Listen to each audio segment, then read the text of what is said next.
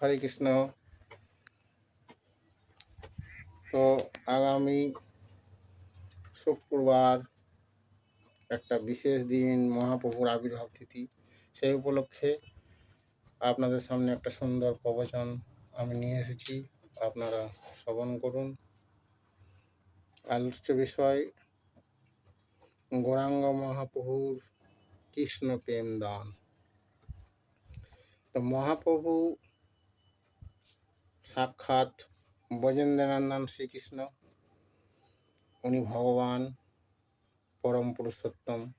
এ সম্বন্ধে কারোরই কোনো দ্বিমত নেই, বিভিন্ন শাস্ত্র দ্বারা সেটা প্রমাণিত।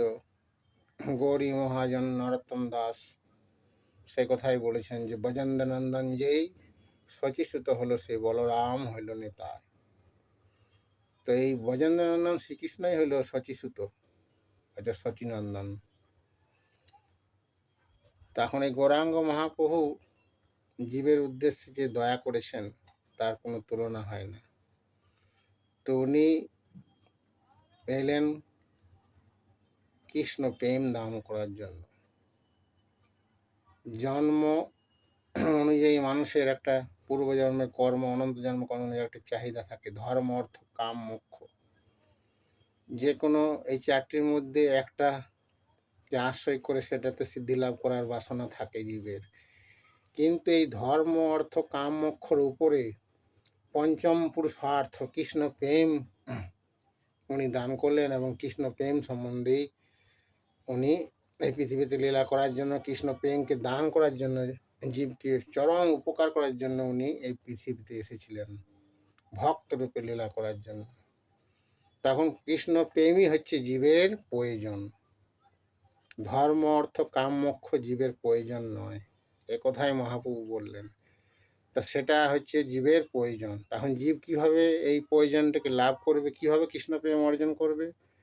না, সেই জন্য জীবকে মহাপ্রভু বললেন যে ভজনের মধ্যে সর্বশ্রেষ্ঠ নববেদা ভক্তি, কৃষ্ণ প্রেম কৃষ্ণ দিতে ধরে মহাশক্তি। তার মধ্যে সর্বশ্রেষ্ঠ নাম সংকীর্তন, নিরপরাধে নাম লইলে পাইবে কৃষ্ণ প্রেমধন।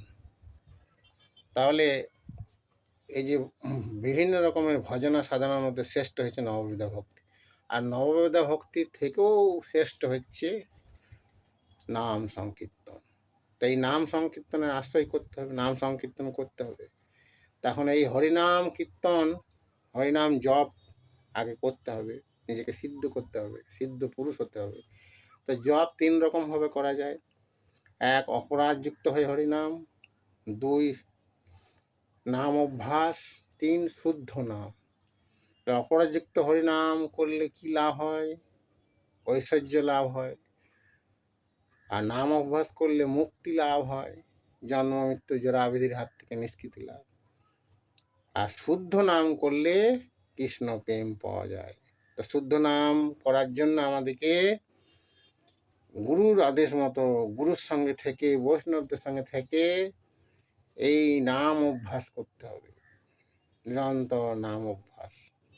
এই যে হরিনাম একাই হয়তো আপনি করতে পারবেন, কিন্তু হরিনাম সম্মিলিতভাবে করাটাই হচ্ছে সব থেকে কঠিন জিনিস। যেমন সংসারের মধ্যে একাই হয়তো আপনি নিজের স্ত্রীকে নিয়ে থাকতে পারেন, এটা খুব সহজ জিনিস। মা বাবা আরও যারা সংসার আছে তাদেরকে ত্যাগ করে পরে একা একাই থাকার, স্ত্রীকে নিয়ে, এটা কিন্তু খুব সহজ। কিন্তু সকলকে নিয়েই যদি আপনি সংসারে বসবাস করতে পারেন, সেটা একটা বিরাট তপস্যা এই কলিযুগে। তো সেরকম এই হরিনামের সংকীর্তনের ক্ষেত্রেও সেই একই জিনিস। সংকীর্তন মানে সম্মিলিতভাবে সংকীর্তন করা। তাহলে ভক্তের সঙ্গে থেকে, ভক্তের সঙ্গে বসবাস করে হরিনামের অভ্যাস করতে হবে বা সংকীর্তন করতে হবে।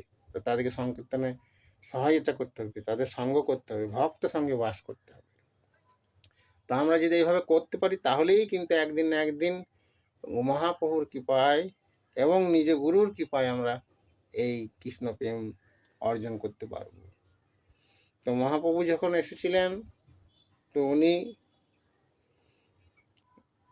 প্রথমে তো উনি জ্ঞানের আশ্রয় গ্রহণ করে জগৎকে জ্ঞান দান করেছিলেন।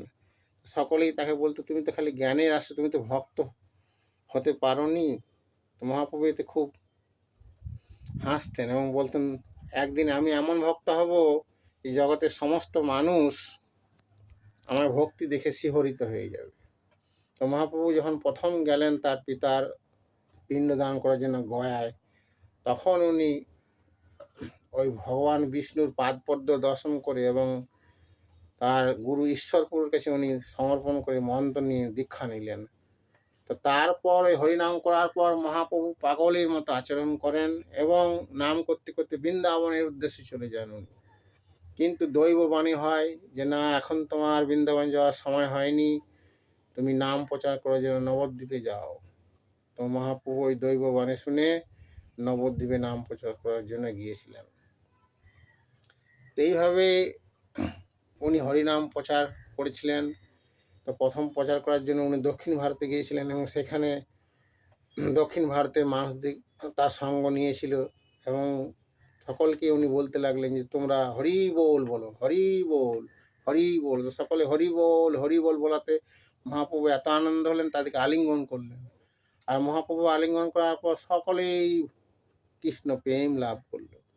এইভাবে একের পর এক গ্রামকে উনি ভক্ত করে দিলেন, সব কৃষ্ণ প্রেম দান করলেন। এই হচ্ছে ওনার অপরিসীম দয়া। তাই মহাপ্রভুর এই যে প্রেম দান জীবের উদ্দেশ্যে, এটাই হচ্ছে শ্রেষ্ঠ। তাহলে আমাদের জীবের একটাই প্রয়োজন, কৃষ্ণ প্রেম। তো সেই কৃষ্ণ প্রেম দান করার জন্য মহাপ্রভুর যে অবদান, আজ মহাপ্রভুর যদি ভক্ত রূপ ধারণ করে এই কৃষ্ণ প্রেম আমাদের দান না করতেন, তাহলে কখনোই আমরা ভগবান শ্রীকৃষ্ণের যে রাধাকৃষ্ণের যে প্রেম, কৃষ্ণ প্রেম সম্বন্ধে আমরা জানতেই পারতাম না। সেটা অর্জন করা, লাভ করা তো বহু দূরের কথা। তাই মহাপ্রভুর এই যে অবদান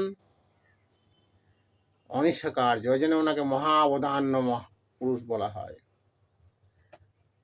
ভগবান শ্রীকৃষ্ণ যখন এসেছিলেন উনি শর্ত দিয়েছিলেন যে সব কিছু ত্যাগ করে তোমরা আমার চরণে সমর্পণ করো, তবেই আমি তোমাদের উদ্ধার করব। কিন্তু গৌরাঙ্গ মহাপ্রভু কোনো শর্ত দেয়নি, উনি সকলকেই উদ্ধার করেছিলেন। ওনার শত্রুদের পর্যন্ত আলিঙ্গন করে ওনাদেরকে উদ্ধার করেছিলেন। তাই মহাপ্রভুর অবদান অনস্বীকার্য। মহাপ্রভুর কৃপা না হলে কখনোই রাধাকৃষ্ণের কৃপা হয় না। তাই আপনারা সকলেই আগামী শুক্রবার ইংরেজি 14 তারিখ মহাপ্রভুর আবির্ভাব তিথি সুন্দরভাবে পালন করুন, ব্রত করুন অবশ্যই, এবং নাম সংকীর্তনে ডুবে যান, নাম জপ করুন বেশি করে, সারাদিন কৃষ্ণ ভাবনাময় হয়ে থাকুন, তবেই মহাপ্রভুর কৃপা লাভ করবেন। এই হচ্ছে আলোচনার মূল ভাবার্থ।